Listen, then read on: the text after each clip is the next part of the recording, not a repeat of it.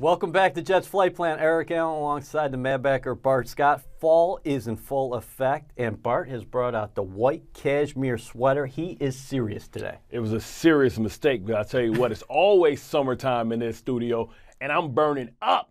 All right, you're burning up inside the red zone. The Jets right now, number 2 in the National Football League with 15 takeaways. Why are they coming in bunches? They're coming in bunches because these guys are attacking. They're starting to understand how offenses are trying to attack them as well. They're getting their hands up. They're active. But better yet, they're hustling to the ball. You talk about 2 interceptions last week.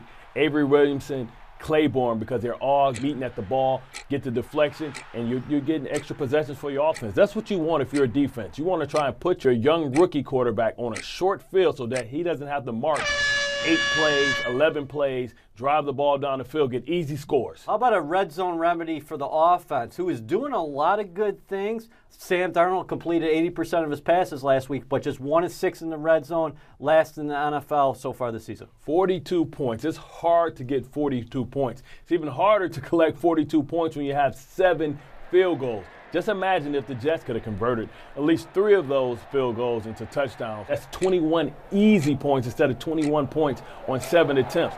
To do that, you got to figure out what your advantage is, and you got to try and get a personnel that really gives them fits. I like the personnel when you go 3 tight ends because it forces them to really pack it in. Oh, you like the big tight ends, son. I love the big tight ends because we have tight ends that are versatile and force linebackers and safeties to get involved into the pass. Buzzer went off 15 seconds ago. I ain't hear no stinking bell. If the Jets win today and move to 4-3, is this team a playoff contender?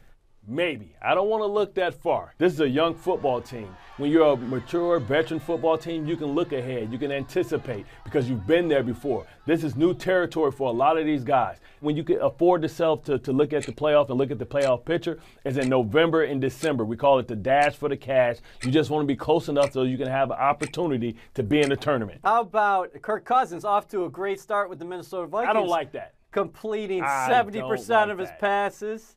With 12 touchdowns, only 3 interceptions. Adam Thielen has 6 consecutive games of 100 yards receiving. But what did you think about Cousins' celebration last week? It looks like he drives a Dodge Caravan. I know he got a bunch of money, but they did not buy him swag.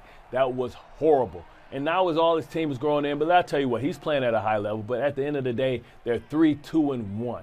And the Jets have an opportunity to send a message, send a statement. You got him in your house. This guy said, you weren't good enough. I'm glad he didn't show up because we got the young rookie phenom. We got a guy that we can control for a couple of years, and we can address some issues around the team, get better, and we got this bum coming into our house. We need to show him that he picked wrong. You chose wrong. You chose wrong. And I don't like that. 7th heaven. Jason Myers, give him a lot of credit because he had 7 field goals last week. But I want to go back to Cousins. He will be at MetLife Stadium today against the Jets defense. Last week, the Arizona Cardinals had 7 batted balls at the line of scrimmage. Why is that happening, and how can the Jets take advantage? Well, he's not the tallest quarterback, and he doesn't have a really over-the-top delivery. It's somewhere in between. If you can get those balls batted up, that's a good thing because whenever you bat a ball up, the offense doesn't have eyes on the ball because they're looking downfield, they're running routes, so you have a greater opportunity to get the deflection, much like Claiborne did, much like Williamson did. I like the whole 7th heaven type of thing, but I want to see him put on his back 7 times. I want to see him scraping himself off the ground 7 times. I want to see him getting hit 7 times. Hey, did Todd Bowles ask you to come out Saturday night to the team hotel for the pregame speech? Well, I'll tell you what, go ahead and clip this, and we'll show the team, and then our ratings will go up because they're watching on the television. We'll see you next week.